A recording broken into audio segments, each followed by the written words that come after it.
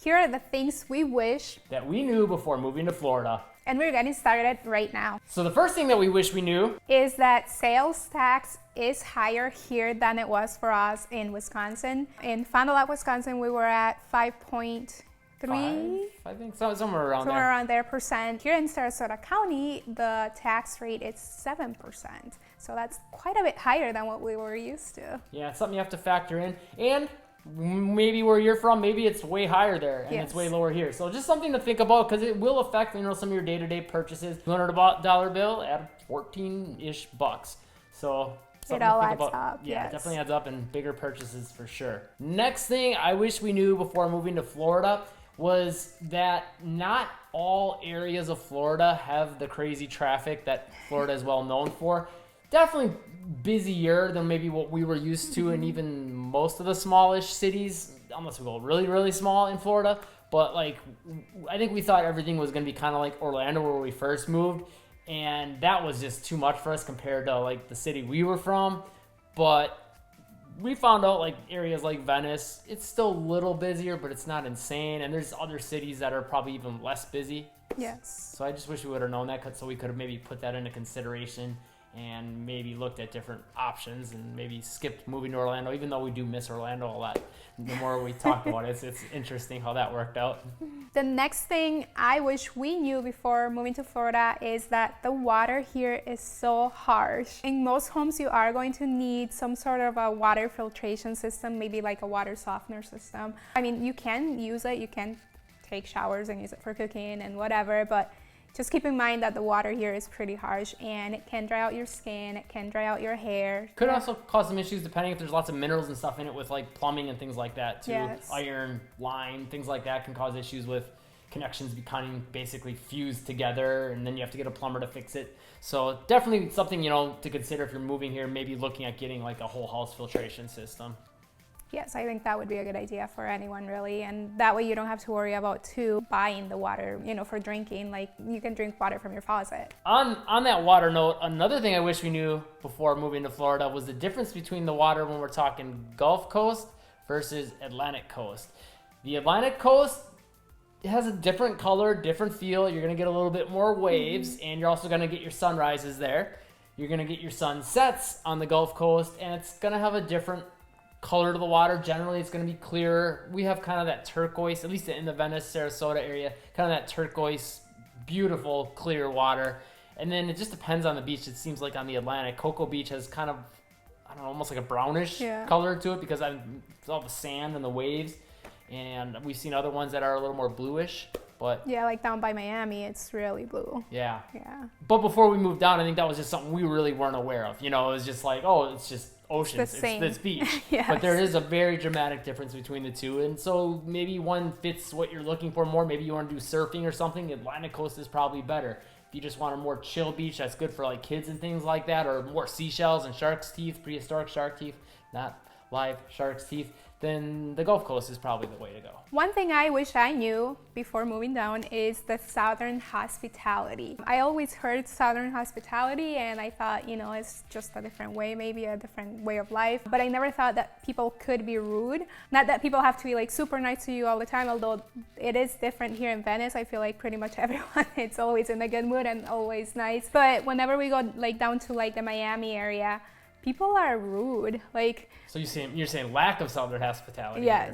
Yes. People are rude. People it almost seems like they don't want to talk to you, even if that's their job, or if you have a question about something and they work there, they just don't want to talk to you. I think it's kind of more of a big city thing, where in a big city, there's just that goes out the window. Number one. Number two, I just think.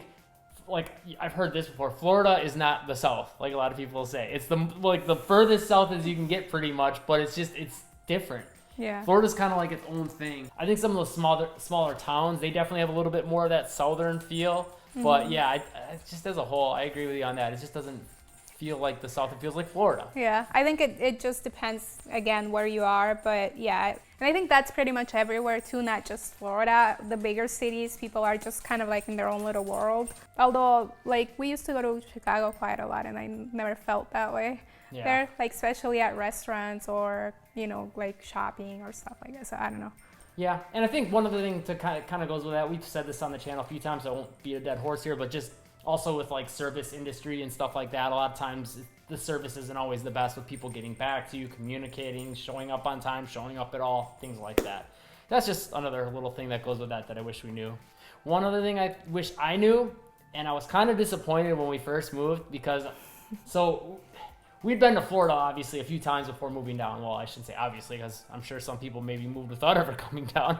But so we'd visited a few times, and every time that we came, it'd been pretty nice. And when we decided we were going to look at some homes in Orlando before we moved there, it was September.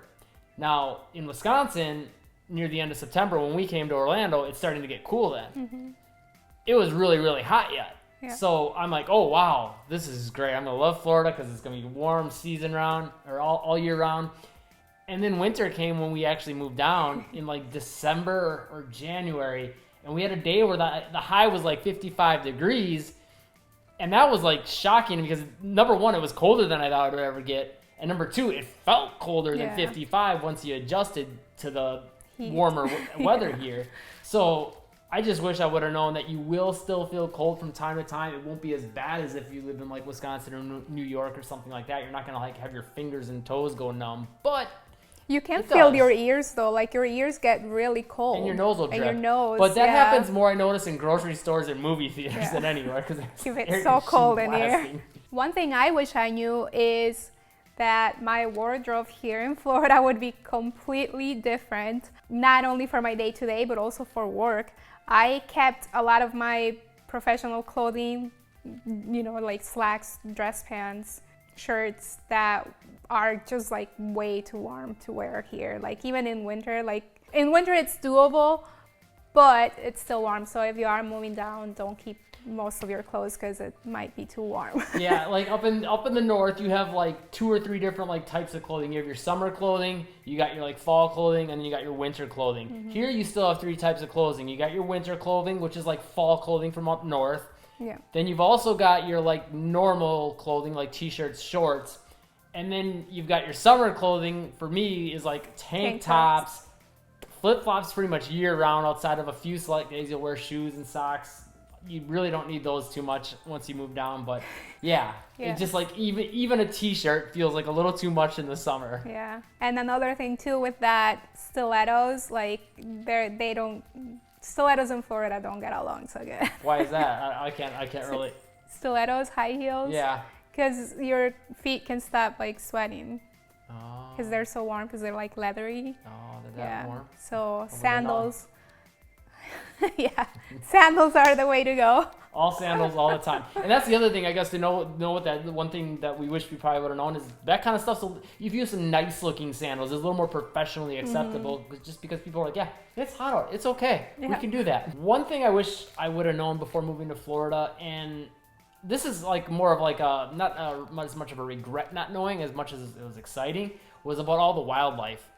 The wildlife I kind of knew before I moved down, because I knew like as you go really far south there was iguanas and obviously all the little lizards and things like that, but I didn't realize how easy it could be if you're near a pond to see a gator, to see lots of tropical birds and just unique birds like the snake birds that they'll go fishing and they'll like have this skinny neck and you can literally see a fish being gulped down by them, and just armadillos, and I don't know, there's just so much cool stuff, bobcats. And so some people that's maybe a negative thing, but to me it's kind of exciting. I think it's fun. To me it's exciting, but at the same time it's a little bit scary because you don't want to like be in that situation of, you know, like seeing something. Although before moving to our house, I thought I was going to be afraid of like gators and having a gator in the pond all the time. And I mean, not that I'm going to like get really close to it. Or you kind of did the other day. We'll put a video right now. B-roll. There was a fat. They literally just got him out of the pond. He's probably like 6-7 feet tail to tip of his nose, but heavy. And he was facing away from the pond, which I've heard that when they're facing away from the pond, it's because they're hungry. So a tip for you there. Yeah, and you'll see in the video. I don't know if it's actually true or not. He was facing right towards us when we took the video. We were probably about 15 feet away. but ready to run inside if need just be. in case. Another thing I wish we knew before moving down to Florida is that it is very common to have 3 lanes of traffic here going 45 miles an hour. In the small town where we're from in Wisconsin, the maximum is 2. The busiest road was like And 35. 35, and that felt pretty like, okay, this is the city. Yes. No, not anymore. Yes. Now when we go back, I'm just like, man, this is It's really slow. And then also the roads, so you're going 45 miles an hour and you also have stoplights. So a lot of times people will just like slam on their brakes because, you know, the stoplight turned red. So that's kind of like I feel like it could be dangerous, especially if you're not paying attention, which you should be paying attention if you're driving. But if you're not paying attention, that could be dangerous, because if you're going 45 miles an hour and you have to slam on your brakes, which happens all the time, like that's a big deal. Another thing I wish we knew before moving to Florida was just more about the different cities in Florida and just moving to Florida in general. If you want to know more about that, check out this playlist right here. If you're looking to buy or sell a home in the Venice, Sarasota area, make sure to call, text, or email us. I am a local realtor here. My information will be in the description box below. Phone number is 941-221-1897. Call or text at any time. We'll always have your best interest and happiness in mind when buying or selling a home in the area. We hear from people all the time, and we love it. Leave a comment. Let us know anything else you want to know about living in Florida, and Live breezy.